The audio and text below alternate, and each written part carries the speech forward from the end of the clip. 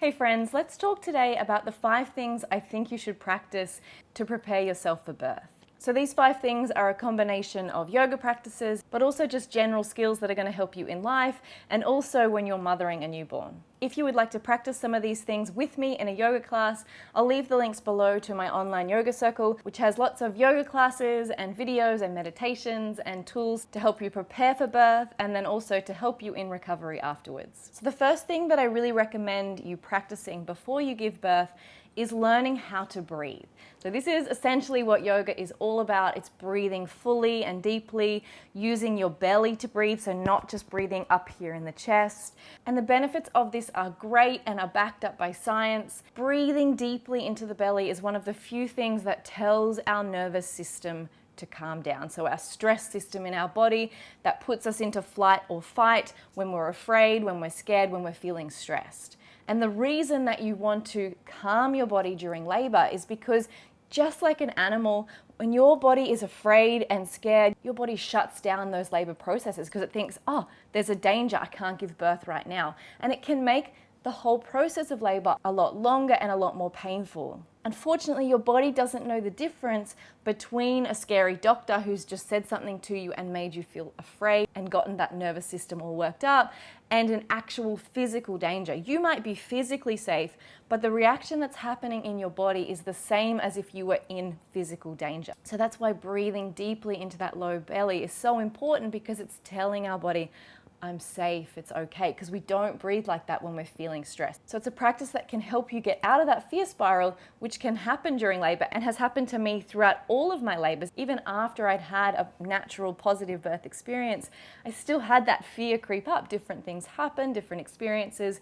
So being able to breathe deeply into that low belly is so important. So let's just practice it quickly now, bringing the hands onto the low belly. If you can, find a little length in the spine so you've got that space. Of course, you don't have to be in this position to do it during labor. You might be on hands and knees, you might be lying on your side. It doesn't really matter how you're doing it, but just for practice sake, because it is important to practice it leading up to birth, let's just practice it sitting with a straight spine. So I want you to relax your belly. So just let everything be soft, let the shoulders be soft. I want you to bring your hands to your belly because that can help really connect in with this part of you. And obviously if baby is really big and you're in the later stages of pregnancy, you're not going to have as much space as I currently do. So don't worry if your breath is a little bit shorter. I just want you to breathe in slowly through the nose, filling up that belly. So imagine it's feeling like a balloon. And then slowly exhale. Make the exhale as slow as you possibly can. And as you're exhaling, see if you can imagine your body softening. So the skin around your belly is softening as you exhale. Do it again, inhale. So feel that skin tighten. And then exhale and soften. Excellent. So like I said, if you'd like more practices to practice that particular skill, head on over to my online yoga circle. There are lots in there. So the second thing that I think you should practice might sound a little unusual, because usually in pregnancy we're all about being comfortable and looking after ourselves, which is great, which is definitely something you need to do. But I also think you need to practice feeling discomfort. Discomfort in our body and even pain in our body is not something we are very familiar with in this day and age. When it gets hot, we turn on the air conditioning. When we are feeling discomfort in exercise, we often stop. I don't like that. We really avoid discomfort and pain as much as possible, which of course is a survival thing. You don't want to be putting yourself in situations that cause you pain, but it has become that we're really disconnected from our bodies in a way. If you practice a lot of yoga with me, you're probably not as disconnected as someone who's finding this video for the first time, but a yoga practice can really help us start noticing discomfort and the difference between discomfort and pain, and when discomfort is something that we can breathe through and we can manage, and how important our mindset is when we're dealing with discomfort. So something that I really recommend women doing is putting themselves in poses that are going to cause no issues for their body, it's completely safe for the pregnant body, but that are going to help them experience feelings of discomfort in their body that they can practice breathing through. So practice doing that full belly breathing that we did earlier. Practice talking themselves through and listening to the mindset that comes up. So some of the things that I recommend doing: squatting against a wall or sitting up on the toes. So these positions, like I said, are not going to do anything to baby and not going to injure your body in any way, but you're going to be able to experience, oh, this doesn't feel good in my body. Actually, no, I don't like this at all. And you're going to want to escape from it. And what I challenge you to do is to allow yourself, obviously not pushing yourself into pain, but notice what you can and you can't cope with, and how if you practice that ongoing. I've had lots of women say to me, they first started this class. There's a specific class in my circle where we really practice this discomfort. And when they first did it, they could only hold it for like 10 seconds.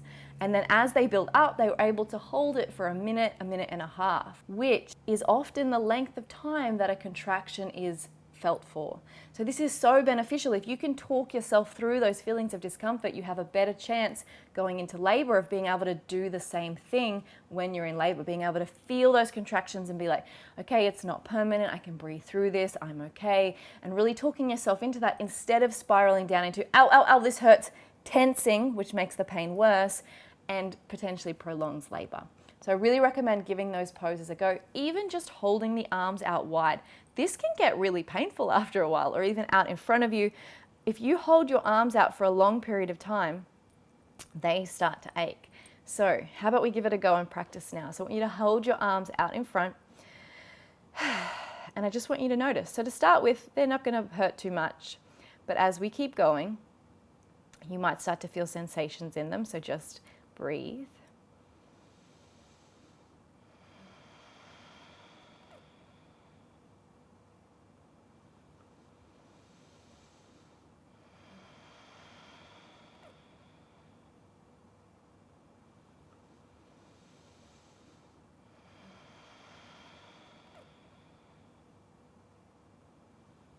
And just notice if you're starting to think anything negative, or you're able to keep breathing through the sensations.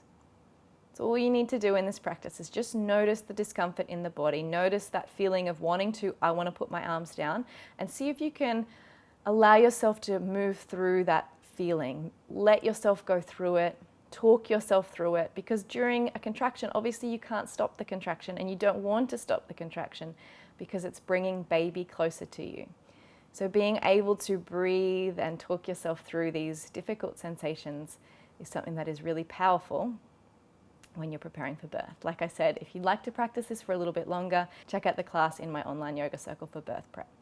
All right, I'm going to put my arms down now, they're starting to hurt.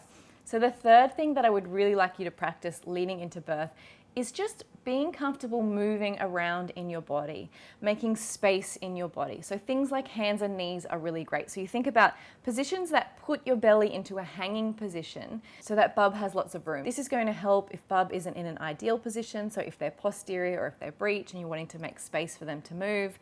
But it's also just going to help create more space in your body and help you to feel like you've got room to breathe if you're starting to struggle in the later stages of pregnancy.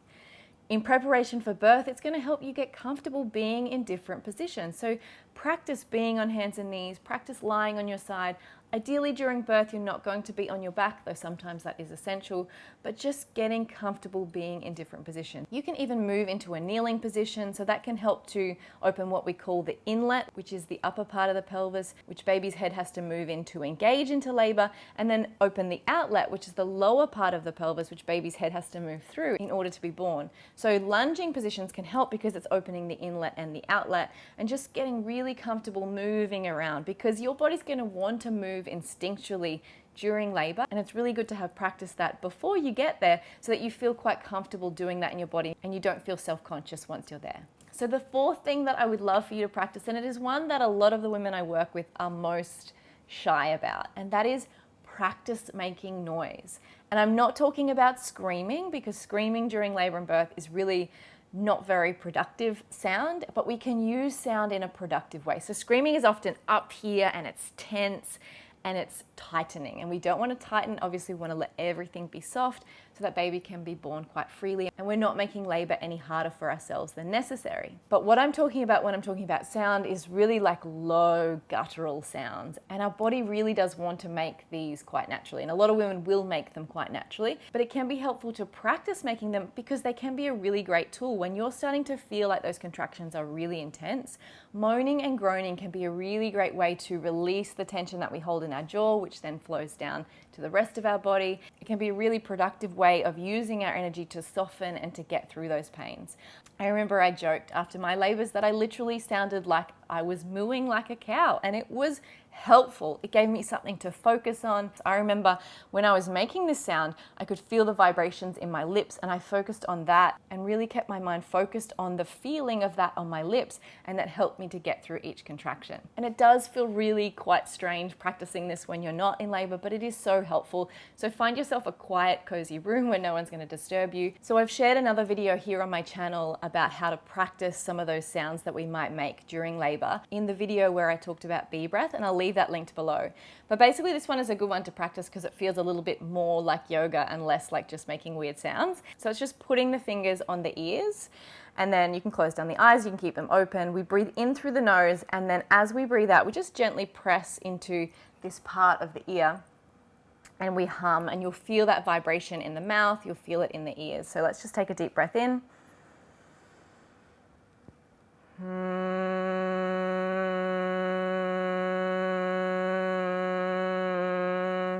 And then you breathe out for as long as you possibly can.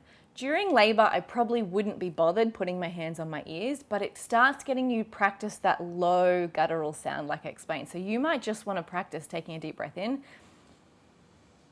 and just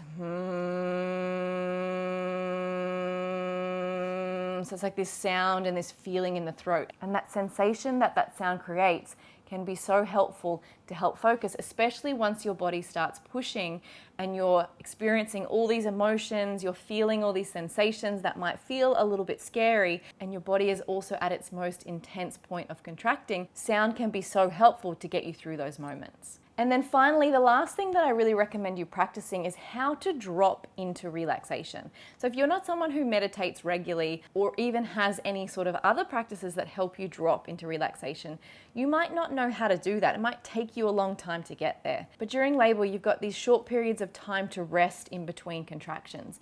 And it's really helpful to be able to use those to really drop into a space of renewing your energy so that you've got the energy to go forward, because we don't know how long your labor is going to last. So during each contraction, you've got this intense period of effort where you're talking yourself down from experiencing these feelings of discomfort, you're doing your breathing, you're trying to soften, you might be using sounds, and then you get a break. And it's really important at that point to be able to drop into a space of relaxation. So that might just be breathing in for 5, and out for 6, or whatever number pattern works for you. So just really practicing slowing the breathing down, softening. So you might do a quick body scan, head, shoulders, chest, belly, legs, and just let yourself drop in. So how do you practice dropping into relaxation? Meditation is where I would start. So doing some meditations, even nightly if you can, maybe using them as a tool to go to sleep while you're pregnant, or if you suffer from insomnia of a nighttime, using a meditation to get back to sleep. Anywhere you can practice it. It doesn't have to be long. 5 minutes a day is great. Just practicing what it feels like to go from busy and stressed and working to, okay, I need to drop in now, and dropping in. You could do it at your desk at work if you like. You don't need a guided meditation. You can just talk yourself through it. And that skill is going to be so helpful to make sure that you've got the energy for a potentially long labor, but will also help to shorten labor because you're going to have the energy and the power when you need it, and you're not going to be wasting it by staying in that heightened state between contractions when your body doesn't need that effort anymore. So they are my 5 things I think you should practice to prepare yourself for birth. If you have already given birth yourself and you have any other suggestions, I would love if you would put it in the comments below. Anything that you personally wish you knew before you gave birth. Like I said, if you would like to do more practices, so whether they're yoga practices or learning about different tools that you can take into birth, I have all of these in my online yoga circle. I'll leave that linked below, and you're welcome to sign up for that free 30-day trial. Thank you for being here if you've made it all the way to the end of the video, and I'll see you in the next one. Namaste.